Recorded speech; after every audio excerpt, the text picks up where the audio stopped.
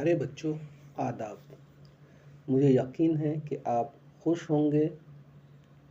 आज हम आपकी उर्दू की किताब का एक सबक मिलकर पढ़ेंगे, जिस सबक का नाम है लड़का लड़की एक समान। लेकिन इस सबक के शुरू करने से पहले हम आपस में कुछ बातचीत करेंगे। मैं आपको कुछ तस्वीर दिखा रहा हूँ। आपको उन तस्वीर को देखकर उनके काम को बयान करना है। इन तस्वीर को देखकर आपके जहन में क्या ख्याल आया?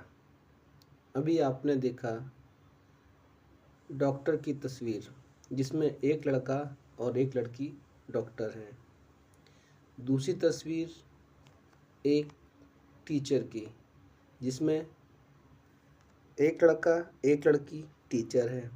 तो इस तस्वीर से आपके जहन में जो सवाल आ रहे हैं, आप उसका जवाब ढूंढिए।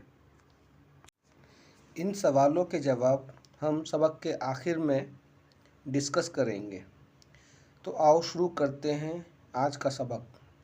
जैसा कि आप घरों से खेलने लगी और इसी दौरान उसकी आंख लग गई।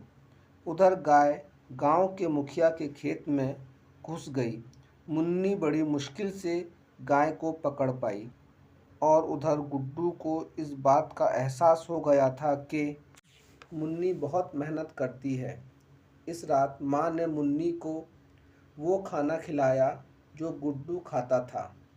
मुन्नी की प्लेट देखकर गुड्डू की आंखों में आंसू आ गए। गुड्डू ने रोते हुए कहा कि इतना काम करने के बाद यह खाना। उसकी इस बात पर सब हंस पड़े। अब यह बात सबकी समझ में आ गई थी कि खाने में दोनों को बराबर का हिस्सा मिलना चाहिए था, और फिर ऐसा ही हुआ।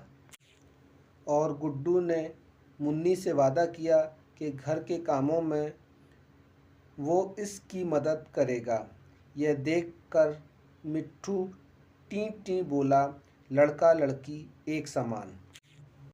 अब हम इस सबक से मुताल्लिक कुछ सवालात आपको देते हैं, जिनका जवाब आपने खुद तलाशना है। सवाल: माँ ने क्यों कहा कि लड़कों का हिस्सा लड़कियों से ज़्यादा होता है? सवाल नंबर 2, चूल्हा जलाने में गुड्डू को क्या मुश्किलें पेश आईं? सवाल नंबर 3, माँ को गुड्डू पर तरस क्यों आ रहा था? और सवाल नंबर 4, आपको इस कहानी से क्या सबक मिला? आपके सामने कुछ अल्फाज हैं जो जमा की शक्ल में हैं। आपको उनकी वाहिद शक्ल लिखनी है। मिसाल के तौर पर औकात, जो लफ्ज़ वक्त की जमा है। इसी तरह शिकायत, ख़यालात, आदात वगैरह अल्फाज की वाहिद शक्ल लिखिए। मुज़क्कर और मुअन्नस का फ़र्क पहचान कर अलग कीजिए। नर को मुज़क्कर और मादा को मुअन्नस कहते हैं। मिसाल के तौर पर मुन्नी मुज़क्कर है और गुड्डू मुअन्नस। मुज़क्कर और मुअन्नस को बेहतर तरीके से पहचानने के लिए लफ्ज़ का जुमलों में इस्तेमाल किया जाना चाहिए। मिसाल के तौर पर दिन निकल आया।